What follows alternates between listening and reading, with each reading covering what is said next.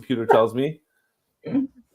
So, welcome. We are live. Welcome, everyone, to the Surrey Schools Mental Health and Wellness 40 channel. Today is a very special presentation that we have. We typically don't present on a Tuesday or on the first week, but today we have a very special presentation. We have here first of all, I want to introduce my co-host, Coralie, who's with me on all of these presentations. She's great, and she'll be monitoring the chat and if there's any questions or anything like that. But today, we're very, very proud and happy to have folks from Foundry.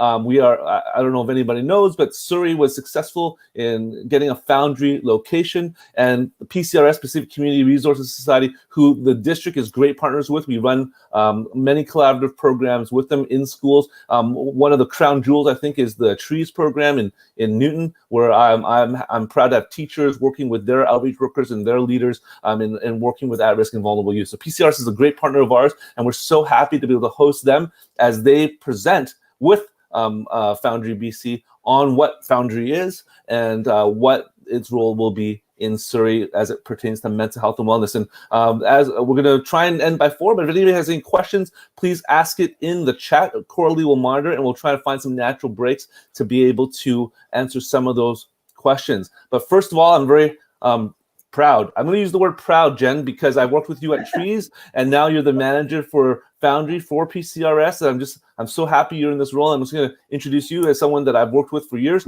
and someone I'm very happy to know. And I'm so happy that you're going to be sort of running the show as we set up Foundry in Surrey. And why don't you introduce the rest of your team, and then we can just move on from there. Awesome, Daniel. Thank you. That was a fabulous introduction. So the rest of the team we have with us today is we have Melissa Lee, who works with us at PCRS. She is our coordinator. She's supporting the project, as well as Michelle Shaw, the Director of Operations for Fraser with PCRS. And we have Rick Dubras with us, who is from Foundry Central Office, as well as myself, Jen Lowry, who you already introduced. So if there's no questions, we can get started on today's presentation. Sure. So Melissa, you know what I do see though? I see your show. I see all of your slides and your entire PowerPoint. If you might need to swap your screen. There you go. Now you got because it's just the text will be a bit small for some people's computers. Some of our principals are using laptops and it's a bit small. And so, but this will also be, folks, I want everyone to know that this will also be recorded and put onto the Surrey Schools Mental Health and Wellness YouTube channel. So if you don't have a chance to watch it or you want to share it with somebody else, you can feel free to do that. Jen, take it away. I think you didn't even finish introducing it. I just sort of just broke in and started talking. That's okay. All right. So I just want to thank Daniel and Coralie for having us here today. Kind of the intention of today's presentation is to kind of inform everyone about the Foundry coming to Surrey, to excite you and engage you guys as community partners and members. We're super excited. We're super grateful that the Foundry is coming to Surrey, and we want to share some of that with you guys today. Awesome. We have a lot of information to share with you guys today, so we just kind of an outlined agenda just to keep us on track and keep us moving in a forward direction. So we've outlined that. And as we start today, I just want to say, want to acknowledge with gratitude that our place of work is on the ancestral, unceded territories of the Samiamu, Katsi, Coquitlam, Kwantlen, Quequot, and Tsawwassen First Nations. And as we start our presentation today, we're going to start really focusing on the Foundry. What is the Foundry? Who is the Foundry? And Rick is going to speak to that. So over to you, Rick. All right. Well, thank you very much for having us and allowing me to represent Foundry Central Office here in partnership with PCRS, the school district, and the rest of the community of Surrey. So we can go to the next slide. For some reason, I only see part of the slide. Let me just try and adjust something. You may not see all our faces. No, I can only see. Is there?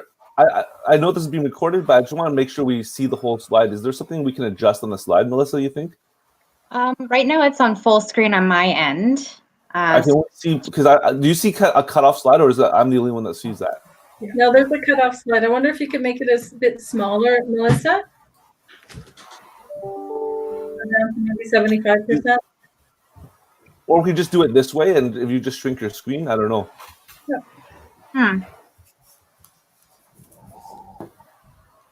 Is that better? Oh, make it bigger. So just do like this, and then I think we'll just go this way. I think that, and then Yeah. yeah, Better. yeah. Go for it, Rick. Sorry, this is the perils of live shows, everybody. You know. Yeah. So go for it, Rick. Oh, that's totally fine. I'm just going to take the opportunity to move because there's lots of action in my house. Apologies. So we're starting off with this slide just to demonstrate that Foundry Central office has been included in the Pathway to Hope work that the Ministry for Mental Health and Addictions has put out, a 10-year plan.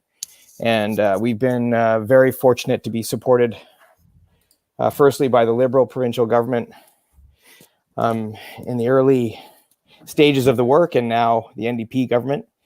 And this document is a wonderful commitment to the work that we're doing in communities, and allows for the expansion that's just occurred, which includes Surrey. So we're very, very pleased, and I think it's really important to demonstrate and to show the community that this expansion and initiative is being well supported and is not going anywhere. Next slide. Melissa, can we just try one? I'm going to try and share my screen. Do you want to end yours? And I'm going to try and do mine. Sure. Yeah. Again, the perils of live show, everybody. But, you know, such is life. There you go. Oh, much better. So I'll control the show. How about that? Go, Rick. Let's Excellent. go. Thank you, Daniel. No problem. And this slide is just demonstrating that just prior to the start of this year, we had 11 funded sites in the province, and following the expansion of 8 sites, as you see here with those extra dots, centers coming, that includes Surrey, and also in Fraser Health includes Langley, and then quite a few more sites on the island, and then up north, as well as Squamish and Cranbrook. So pretty amazing that we're getting across the province eventually. Just a cheeky note that we're not satisfied with 19 centers, but our hope is we'll get to 50. Awesome. Love it. Next slide. Yes, please. Awesome. So just simply, our vision and main mandate is that we want to transform access to care for young people and their families, and certainly support to this idea of making British Columbia the best place in the world to grow up as a young person. And supporting young people to live a good life is a mission that really speaks to young people and their families, and our work is grounded in that. Next slide, Daniel. All right. The other piece to mention is that we don't do anything for youth or for families without youth and their families, and so everything that you're seeing here has been supported by young people in our engagement process. And in the very beginnings of Foundry, which was called the British Columbia Integrated Youth Services Initiative, young people and their families were at the core of the steering committee. So nothing we've developed, nothing we are doing here has not been done without young people. So really important to understand is Foundry's core services. So we're believing and bringing in that physical health, mental health, substance use support, and various social services, and of course peer support. And that includes both youth and family. Really important to understand that these are the 5 core services that make up a Foundry Center. And I think it's really also important for the community to understand is that this is a community initiative. Yes, it's being led and offered to PCRS to be the lead agency, but these services are grounded in the community and really come from the community. And so this is at the heart of our collaboration and our integration. And you can see the young people's figures in the middle of that circle. And of course, we want to wrap around services. And that includes physical, mental, substance use support, social services, and peer support. Okay. And that's a full fidelity model. And so every Foundry Center across the province will have those 5 core services. Of course, the social services, there's many other social services that can come in and invite it. And that's in fact what does happen. As soon as a center is close to development, more and more partners come on board. And so it is very common to find out that there are services happening 7 days a week, because the center is actually a space where young people want to be and see themselves being. And so people are asking for space within a Foundry Center, even on the weekends. So it's really important to see that. Rick, just so people are aware, some people watching or viewing later may not even realize these places exist. Where around in Fraser or around in sort of Metro Fraser area are Foundries existing right now? I know you showed the map, but it was a little bit harder to see. Yeah, it's kind of small. Yeah. Thanks, Daniel. Good question. The two current sites in Fraser Health are Ridge Meadows and Abbotsford. Okay. Okay, perfect. Next slide. Yes, please. All right.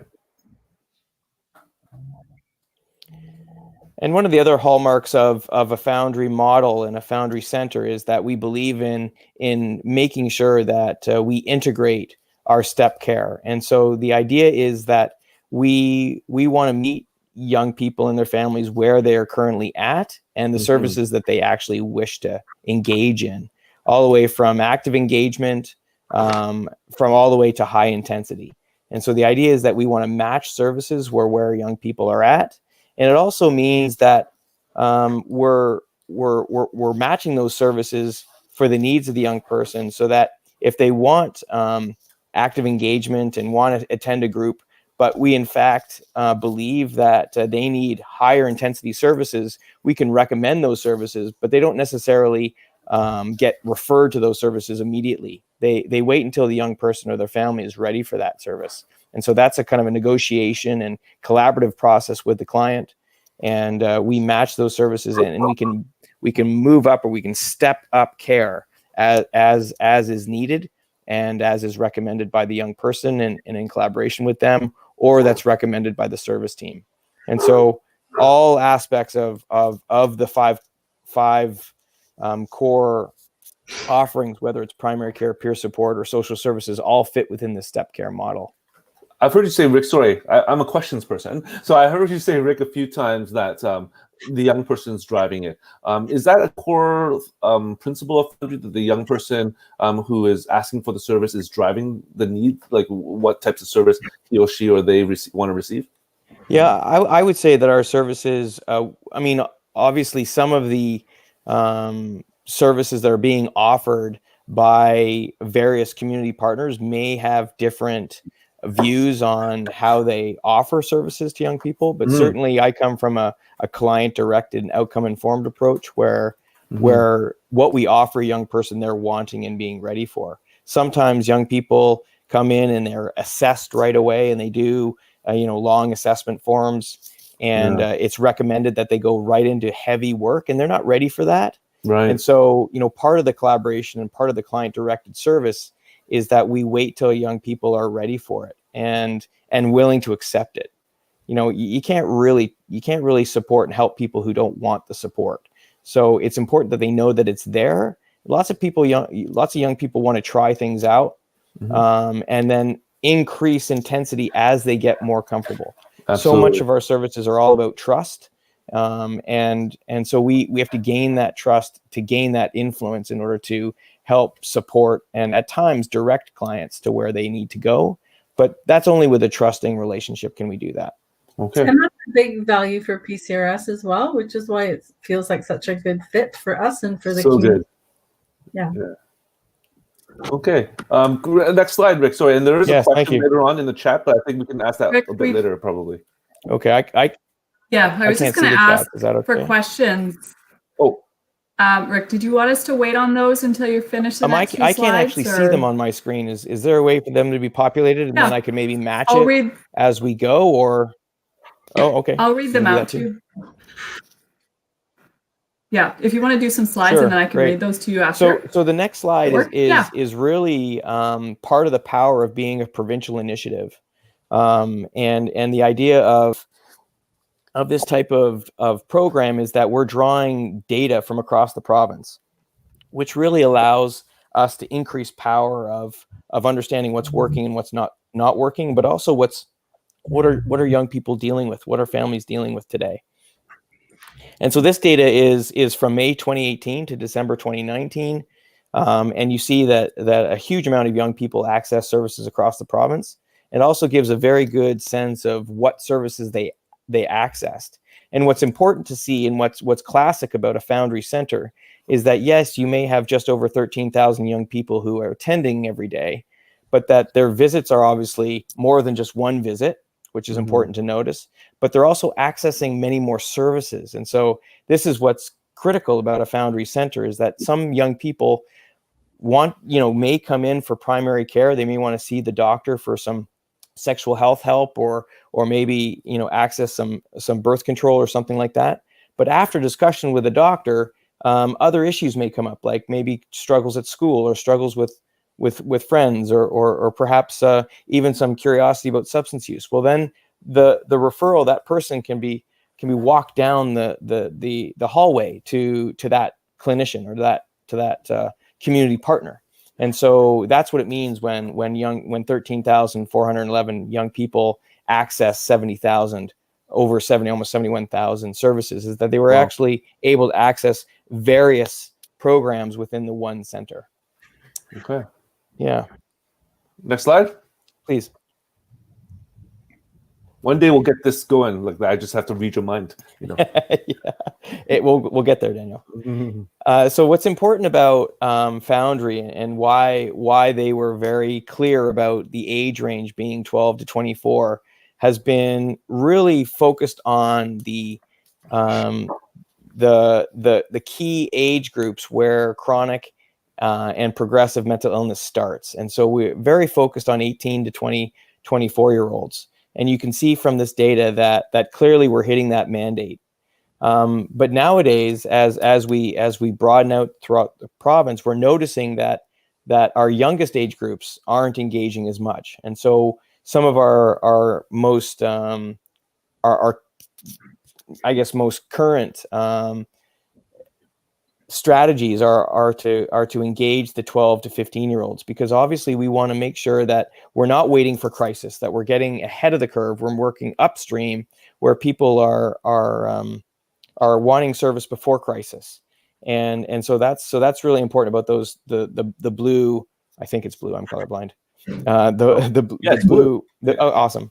The 12 to 15-year-olds we want to increase, and so some of our school work and some of our collaborations, some of our peer engagement is really focused on engaging the youngest of our age group, because we know that if we get support in earlier, we can really halt, arrest, or stop and delay and or reduce the harms that happen over time when young people are substance using or dealing with early mental illness issues, or even just dealing with family issues early on, or perhaps even school issues. Perhaps we get that support in early so things don't increase or get worse. So that's what's really important here. Might be a time to tie in this question from Chris, asking if the Foundry does teacher-directed outreach for at-risk families. He's saying he's doing a blended and sees the need daily. So more teacher-directed outreach. And so I'm not heard of that term before, teacher-directed outreach. What does that mean? Does that mean like outreach teaching? No, I think what Chris, and maybe Chris, you want to clarify on the chat, because other people might have that question, is I think what Chris is referring to is can teachers send kids to Foundry? Perfect. And work collaboratively with Foundry in order to meet the needs of students. Have you guys done that in other districts? So importantly, and that's what's really important about the Foundry model. Yeah, it's a provincial initiative, but it's really owned by the community. The community gets to drive the local initiatives, and that kind of work can happen. So generally speaking, because we have a walk-in counseling model, we're not referral based.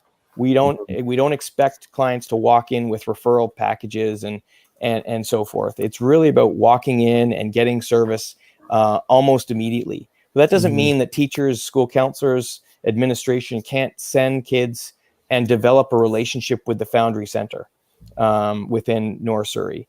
And certainly in the Foundry North Shore, they're working on how to create a feedback loop from the school district to the Foundry Center. So it's really up to the locals system and community to work out some of those bugaboos and work out some of those barriers to treatment. And that's what's amazing about what a Foundry Center does. It brings all the right stakeholders together in order to work out and reduce some of those barriers to treatment. And so certainly if teachers are wishing to refer young people, whether they drive them directly to the walk-in counseling center or phone ahead and let the center know that a young person's coming, all that can happen. Well, and that's the beautiful, as I go to your next slide, that's the beautiful, I know that we have a lot of teachers logged on, even though we only see 12 viewers, I think multiple people are viewing at the same time from different schools, and our teachers and our counselors and our admin are very, very interested, especially in the North where there's a great need. So here's your next slide. Absolutely. And so importantly, you're seeing obviously the friend referral, is great. We Foundry loves that when we see that friends and family are referring to our center. But you also see in the third line there that school counselors and teachers are referring also to a Foundry Center. And importantly, I was saying to Jen earlier today that in various communities like Campbell River, for example, they set up tours for their entire school district. And so school buses of kids were walking through the Foundry Center just so that everyone knew that it was happening. And so, again, these types of initiatives can happen locally to ensure that young people in Surrey can access the center and understand how they can access the center.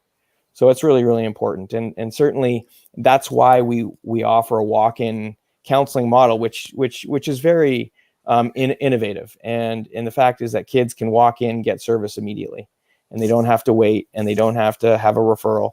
They don't have to wait for a doctor to send a referral and so forth. So that's what's really important. Yeah, and the great thing about this is in Surrey, we're in the beginning stages. So if the community feels that this is super, like that we need this, then that's what we build in. Like it's all about what the community of Surrey needs, wants, and leads us to develop. Love it. Yeah, I think you'll see on the next slide where you'll see the waiting room.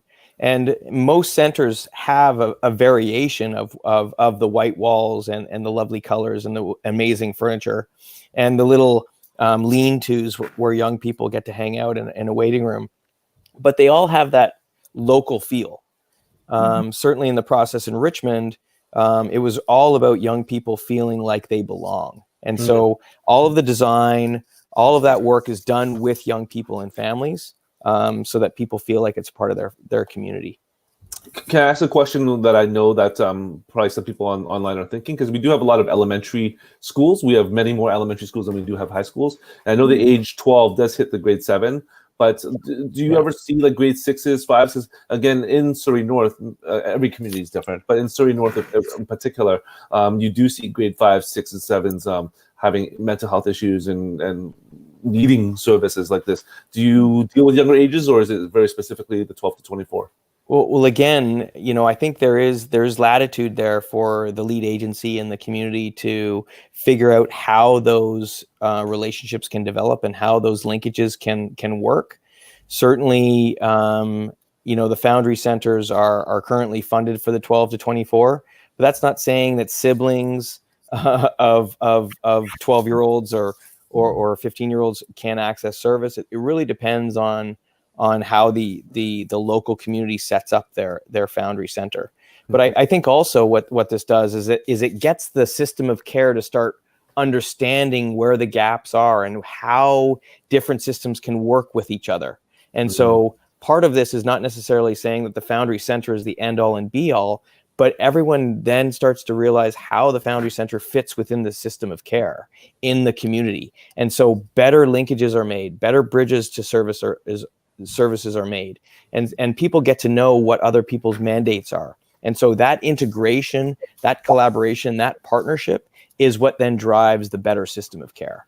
One question I have just realistically is, when we're creating that system of care, which is amazing that it can be sort of curated to the communities and can represent the needs within the communities, is so many of our teachers and administrators are so closely connected, walking side by our families and our students. How can their voices be heard, or how is the best way for those needs to be represented that they see within the Foundry? What's the best way to communicate those needs for our community?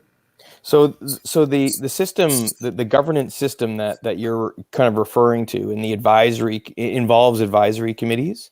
And so so the way we are suggesting that the governance structure is that there's a funders table, there's a barrier busters table. It's sort of a table where lead agencies and the funders get together to discuss some of those issues. And then there's a community leadership table, which then is advised by both a youth council as well as a family council. And so there's multiple opportunities for that engagement and that participation. And so again, that can be discussed at these tables. And so if the school district is usually engaged both in the community leadership table as well as the barrier busters table. Mm-hmm. So hopefully within those systems, they can make sure that their needs and suggestions are being heard. Yeah, and I think that Jen will speak to that a little bit further down, but we have our, instead of the funders table, we call it the executive leadership table, and Daniel sits there, as well as our community leadership table, which there are lots of school district staff there. Oh, Corley's on that, actually. Corley is on that, yeah. That's great. So we've got some really great engagement, and like I say, if there's any teachers or anybody that wants to be a part of it, Jen will speak to that a little bit further down the road, which is great. Great, thank you.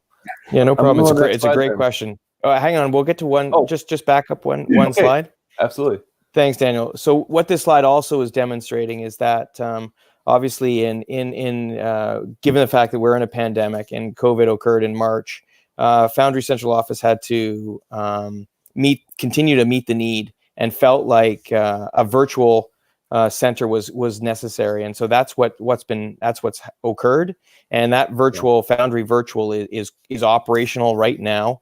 And they are developing an app. So that middle picture of the phone is that app. That app is not quite out yet, but is in development. It's very close, I understand. And then the website. The website's a wonderful resource for young people, as well as community providers, teachers, school counselors, administrators, and so forth, in helping pathfind, as well as making sure that they get up-to-date information on the various issues that are going on. It's very youth-centric.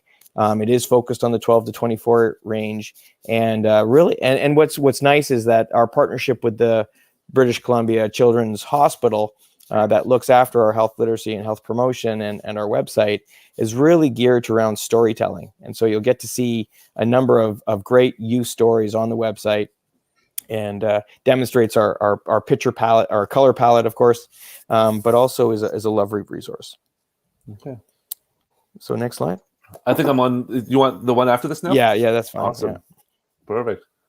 Yeah. So I just wanted to talk a little bit more about the virtual. It is in operations right now.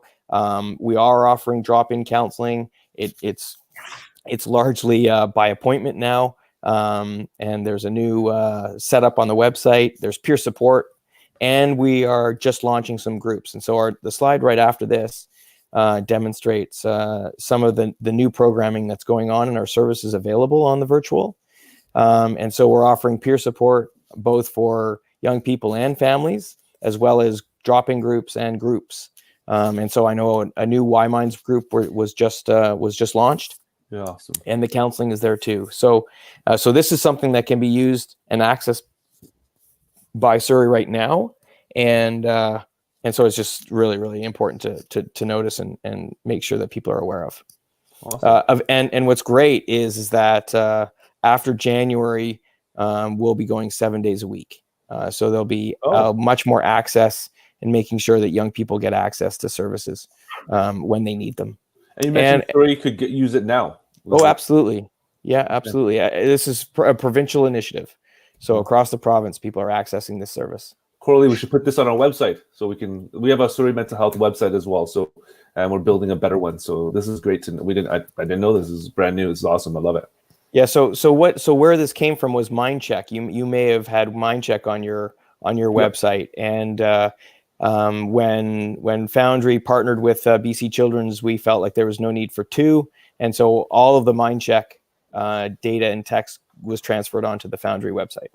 Well, maybe we do have it on there. Coralie built it. If it's on there, I'm sure if she knew, it's probably on there. We have Foundry on there. There you Yes. go. All done then. All right. Next slide then. It's good, Daniel, to have good people around you. Hey, I know. That's why I don't need to know anything. I have Coralie. I've recorded All this right. live forever. So there you go. Thank you. Okay. All right. So Awesome, Jen, right? Yes.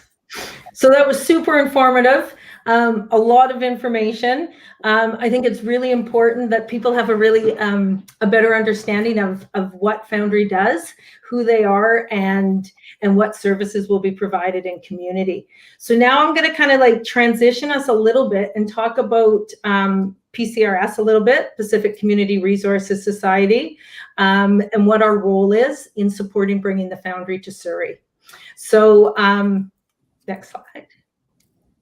So Rick had already mentioned that the Foundry is expanding. There already are foundries existing across the province, and with what they call the phase 3, the newest communities will have foundries coming to them. So you'll see that Surrey has the Foundry coming, and it's PCRS's responsibility as the lead agency to bring the community together to support it to come to our community.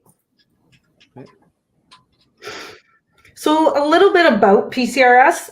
Daniel, I know you have a really good understanding of PCRS. You've been partners for a long time. We work really closely together. But just to kind of give an overview, like PCRS is in its 36th year, and it has been doing a history of providing quality accredited social services across the province.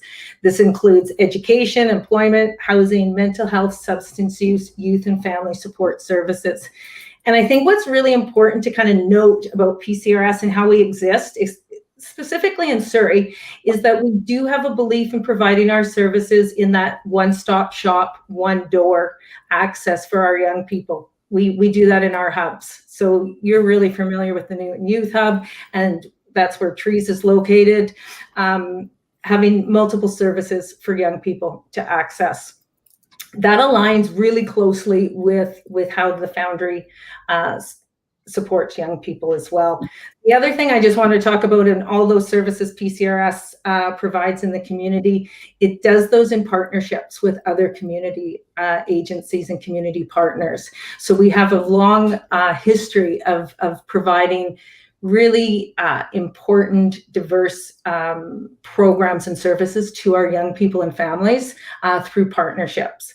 You've already mentioned it, Daniel, it's like Trees, right? Yeah. Like the fabulous relationship that exists to that special program to bring it forward. Well, I love these two slides because it really speaks to really not just what you do, but what you do with other people together. In the new Youth Hub, it's not just us in there. There's other agencies in there as well, and everyone's working in harmony to work in the community and to do great things for kids and families there. So these two slides, I think, say it all in terms of encapsulating what your agency does. Yeah. So we've just kind of highlighted our mission and our vision. I think, again, it aligns really strongly and really closely with what we do in community, as well as how we're going to help provide and bring the Foundry to Surrey as well. Our vision is everyone thriving in strong, healthy communities, and our mission is inspiring healthy and inclusive communities through leadership and collaboration. And I think that's how the intention of bringing the Foundry with that as well. Cool. And we do this with our values guiding our work. And so our list of our values, and this is what we will continue to do as we bring people together for the Foundry. Awesome. Okay, this is just talking about some of our different programs. I'm just super aware of the time. Okay, yeah, for sure. Do you want me to keep it going? Again, these slides will be available. Yeah. So I'll put them on the site as well as a link. Yeah. So, So really having an understanding about the Foundry, PCRS is the lead agency, and I'm just going to speak really quickly about the community of Surrey. Rick mentioned it the Foundry is a provincial program, provincial network, but really each community is going to make it very special for the needs of the community. So we're going to talk about what is Surrey, who is Surrey, because that's going to help develop and direct the work we do as we develop the Foundry. I'm sure everybody has a good understanding of Surrey as you guys work in Surrey. Some of you guys might also live in Surrey, but just being aware that it is the largest city by land area and the second most populated in Metro Vancouver. It is one of the most fastest growing and culturally diverse cities in all of Canada. And it experienced 10% growth between 2011 and 2016. I'm sure you guys in the school systems are well aware of that. It's continuously growing. And I think that's really important to always remind ourselves of this as we move forward. Okay. And if we're going to talk about who lives in Surrey and who's in this region, we need to start with the Semiahmoo, Katsu, and Kwantlen First Nations people who have lived in this region for thousands of years. They had settlements, and they were in Crescent Beach as well as along the Fraser. Mm-hmm. Okay. So who's in Surrey? We have to take a look at who's in Surrey so that we can look at the needs of the people of Surrey, the young people and the families, so that we can bring those needs, take a look at the needs and develop the Foundry. So there's almost 500,000 people living in Surrey. What's really important to note, especially as we look at developing the Foundry, that we have probably almost 70,000 young people between the ages of 15 and 24. And if we want to take a look and expand that to the 12-year-olds, because that's who gets supported by the Foundry, 12 to 24-year-olds, that's almost 80,000, approximately 80,000 young people who would be able to access and get supports from a Foundry in Surrey. That is a massive population. Okay. It's also really important to note 53%. Sorry, Daniel. Yeah, I'm going back. That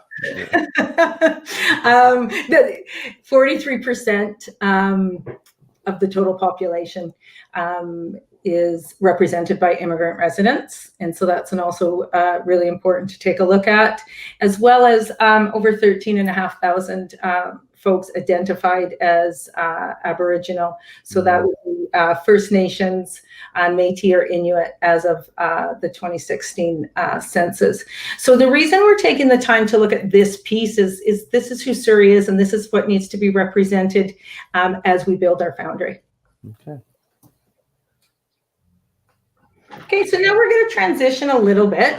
We talked about PCRS being the lead agency. We talked about who is in the community of Surrey. Now we're going to kind of put everything together, and what does that mean? How do we build from that? So we've been working, I personally have been working with the Foundry for about 8 weeks now. One of the things that's been really, really helpful working with the Foundry is they have very good leadership and governance structures. So this is kind of the template they gave us to start with. And what we've done is we've started already to incorporate it so it fits really well with our community and our community resources and partners. So this is kind of the outline we were given by the Foundry. And then we were able to kind of go to the next slide. And this is kind of what it looks like for us and where we're at right now. And I think this also will answer some of the questions about how people can get engaged, how people are part of. So kind of an overview of the organization of the Foundry Surrey is you'll see on the left-hand side, it's important to note some of the roles and the responsibilities that sit within our lead agency, PCRS. So the board of directors, Deb, Michelle, and myself, who also all have roles and responsibilities as the lead agency supporting the Foundry coming to Surrey. And then as you take a look at the different leadership and engagement, Rick spoke to this a little bit. I think it's really important that I spend a little bit of time here, because this is one of the reasons we're presenting today, is so that you guys have an understanding of what it looks like and how you can be part of. In the center always is the youth and the families. That is the whole reason that the Foundry exists, is to meet the needs and support youth and families in our community. And then you have the executive leadership table. Foundry calls it the barrier busters and the funders table. This is what we call the executive. You're familiar with this, Daniel? Yep. Yep. You sit on it. It's a small group. It's a leadership table. And the intention of this group is kind of to take, like Rick said, they're going to take they're going to advocate for the things that are brought forward from the other tables, and they're going to help navigate some of the systems. Right. So that we can get the needs met that we develop as we work together. Okay. Principal's asking me questions on my text, so I'm just trying to remember them all as you speak. Okay. Next slide? Same slide? No, the important one's coming still, Daniel. All right, cool. I really just want to take a moment and look at the community leadership table. And Michelle's part of this table, and it's working to bring our community partners together. Rick mentioned it. Michelle's mentioned it. PCRS has a responsibility as the lead agency to bring everyone together. And this table is representative of our community. And they're going to bring what the needs are and what services are needed, and they're going to help develop it. And it is a work in progress. So these are some of the partners who are sitting at that table right now. And if anybody else is interested or thinks of other community partners, agency services that you think would be interested in joining, please send their information, my information to them. Okay. Yeah. And what's really important, and a big piece of the work that I'm doing right now as we go forward, is I am developing the youth engagement and the family engagement tables. So important. Yeah. It is led, and this is, it's been some of my fabulous learning since I took on this role of really understanding that the youth are part of the leadership. And it isn't just a tick box. We were out looking at properties, and I had a question with somebody from Foundry Central Office, and I said, well, do you think we could actually go into a building with an elevator? And he's like, it's not up to me. It depends what your youth say. It depends what your families want. And so it really led. So at this time, I think, Daniel, you may have gotten it. We've just put out a flyer for our youth engagement. We're going out to all their networks. I ask that you share it, and it's to bring any young people from the community of Surrey together, and we're going to build our leadership table. Oops, I keep on clicking the slides, agreeing with you. Would you like the next slide? Yeah, and then also I just got to mention there's also going to be the family engagement table, and we're building that as well. Okay, so with that, tons of information. We also need things, right? There's also always need. It's a big project. We're moving forward. What does Foundry Surrey need? And we've already spoken to a lot of this. We need the resources. The resources is community support, and we're already seeing tons of that by people engaging in our different tables. Youth and family engagement, that's another big part of our resources. And we also need a location. So if anyone's got somewhere for us to go, let us know. And always with all projects, there's always a need for money. So that's just got to be mentioned. Is the Rick, Jen, is the province funding some of this, or is this a purely fundraising venture? Yeah. Can I? Yeah. So important. Sorry. No, that was good. So importantly, unlike many operational dollars, this actually comes with capital dollars. It comes with a capital investment. And so with one-time capital of, I believe is 800,000 for phase 3. And then there's 700,000 for annual operating. And so that's why it links back to the Pathway to Hope, because you can expect that 10-year plan to continue.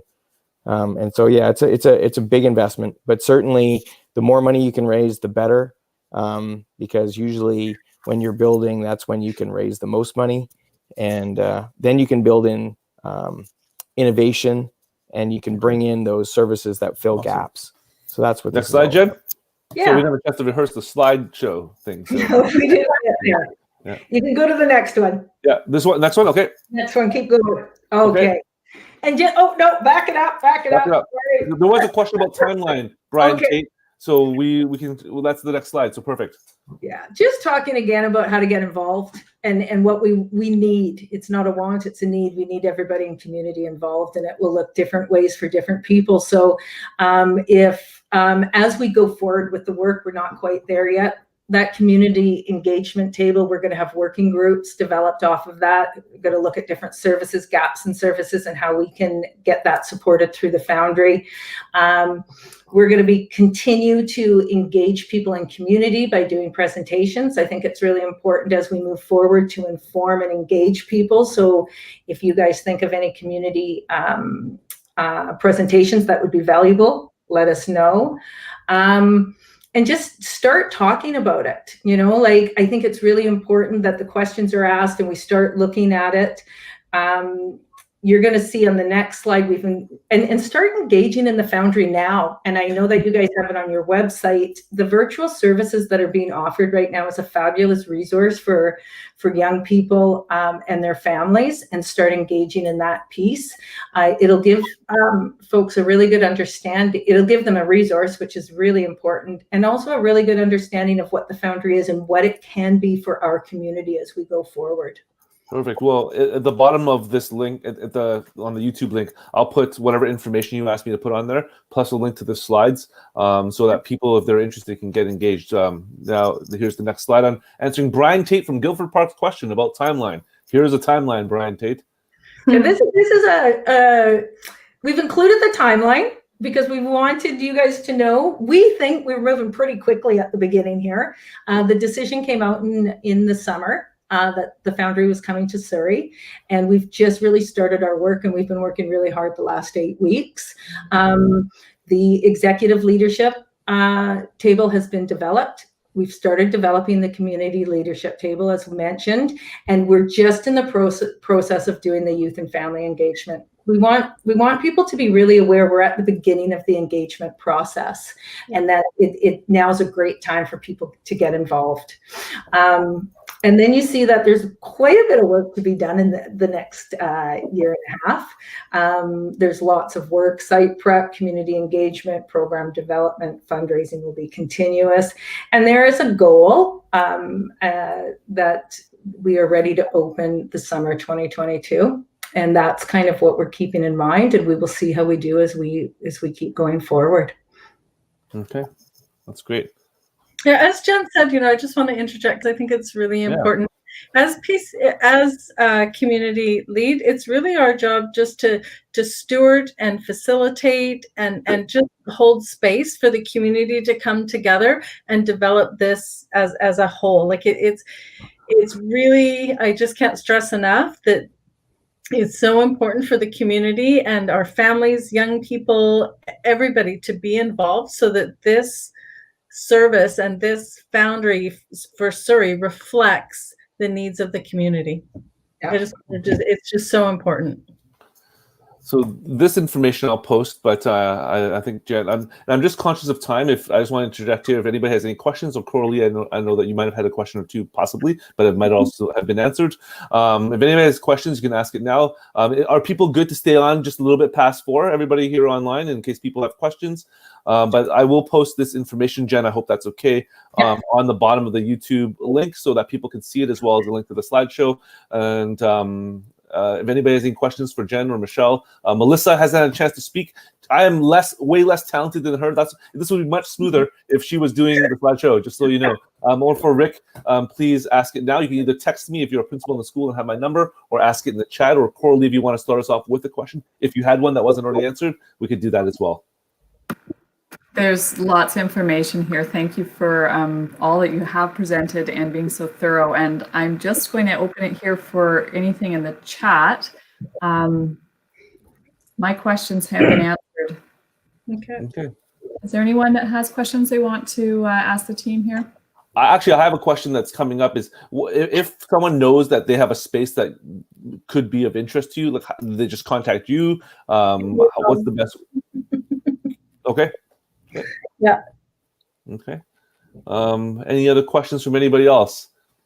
I'm sure there will be more as we move forward together. And while I'm sort of temporarily waiting for questions, but I want to take the chance to thank Rick and Jen and Michelle and Melissa for coming on with Coralie and myself. I think that we so value our partnership with PCRS. We're so happy that you invited us to the table to work with you on this. And I'm actually, Coralie and I have had the chance to, Coralie is one of the leads on my mental health team for the district, and we've had the chance to visit many different types of models in other provinces, and thinking of what to bring back to our district, and Foundry coming here is a natural fit for us, and to work together with you in terms of how to serve our young people, whether they be 12 or we work in our adult ed with kids up to 24.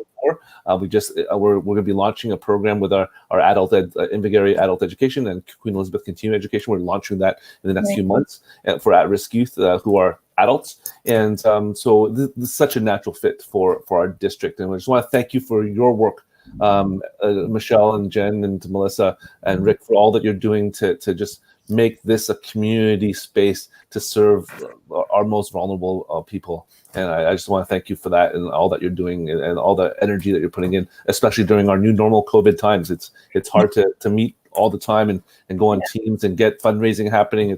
It's hard for our agencies right now. So if anybody has a chance in watching this and wants to support PCRS, call Jen Lowry. She will help you. Call Jen Lowry.